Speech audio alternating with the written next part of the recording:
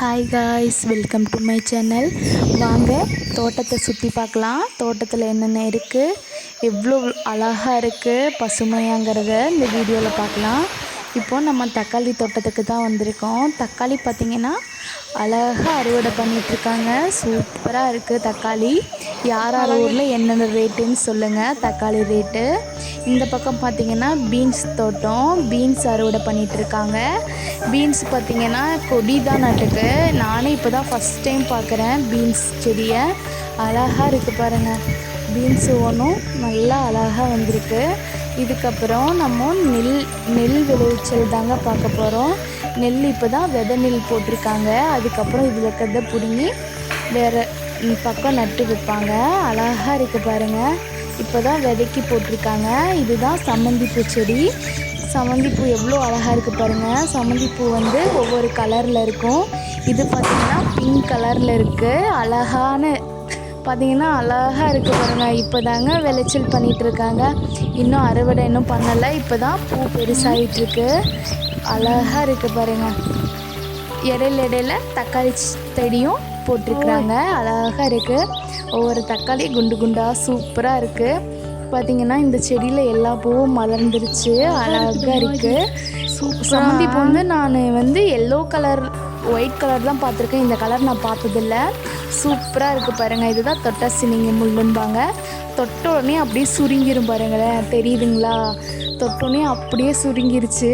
எனக்கே ஆச்சரியமாக இருக்குது. இந்த பக்கம் பார்த்திங்கன்னா நெல் விளைச்சல் பண்ணிகிட்ருக்காங்க. அழகாக பசுமையாக இருக்குது. இதெல்லாம் நான் டிவியில் தாங்க பார்த்துருக்கேன். இப்போ தான் ஃபஸ்ட் டைம் பார்க்குறேன். அழகாக இருக்குது பாருங்கள் நெல். இந்த பக்கம் பார்த்திங்கன்னா உன்னிப்பூ அழகாக சூப்பராக இருக்குது பாருங்கள். இதுதான் உன்னிப்பூன்னு சொல்லுவாங்க. பார்த்திங்களா? அழகாக இருக்குது பிங்க் கலரில். இதெல்லாம் ஓணம் வரும்போது இந்த பூவெல்லாம் போட்டால் அழகாக இருக்கும். கோலம் மாதிரி போடுவாங்க ஓணத்தப்போ. சூப்பராக இருக்குது பாருங்கள். ஒவ்வொரு பூவும் எப்படி இருக்குது பார்த்திங்களா அழகா. இந்த பக்கம் பார்த்திங்கன்னா கிணறு பார்த்திங்க ஃபுல்லாக தண்ணி இருக்குது. இப்போல்லாம் கிணறு பார்க்குறதே பெரிய விஷயமா இருக்குது. இந்த பக்கம் பாருங்கள், கிணத்துலேருந்து மோட்டர்லேருந்து தண்ணி எடுத்துகிட்ருக்காரு ஒரு ஐயா. பாருங்கள், இதாங்க ஆயில் மிஷின்னு சொல்லுவாங்க. தண்ணி எடுத்துகிட்ருக்காங்க இதிலேருந்து. பார்த்திங்களா? இன்னும் அந்த காலத்து முறையில் தான் பின்பற்றிகிட்ருக்காங்க இந்த ஊர் சைடு. கிருஷ்ணகிரி, தருமபுரி சைடு இருக்கவங்க கமெண்ட் பண்ணுங்கள். அதுக்கப்புறம் இது பார்த்திங்கன்னா கொளிஞ்சிக்காய்னு சொல்லுவாங்க. இது ஊறுகாய்க்கு பயன்படுத்துவாங்க. இப்போ தான் எல்லாம் சின்ன சின்னதாக இருக்குது. இது பெருசாச்சு பழமாச்சுன்னா உப்பு மிளகாத்தூள் போட்டு சாப்பிட்டா வேறு லெவலாக இருக்கும் பார்த்துக்கோங்க. சூப்பராக இருக்கும். எல்லாம் சின்ன காயாக இருக்குது. இந்த பக்கம் பார்த்திங்கன்னா இதை அவரைக்காய்ன்னு சொல்லுவாங்க. மொச்சை அவரைன்னு சொல்லுவாங்க. பார்த்திங்கன்னா பூவும் பிஞ்சுமா இருக்குது. அழகாக இருக்குது பூவு. இனிமேல் இதில் காய்க்க ஆரம்பிச்சிடும் அறுவடைக்கு. இந்த பக்கம் காட்டுக்குள்ளேயே கோயில் வச்சுருக்காங்க.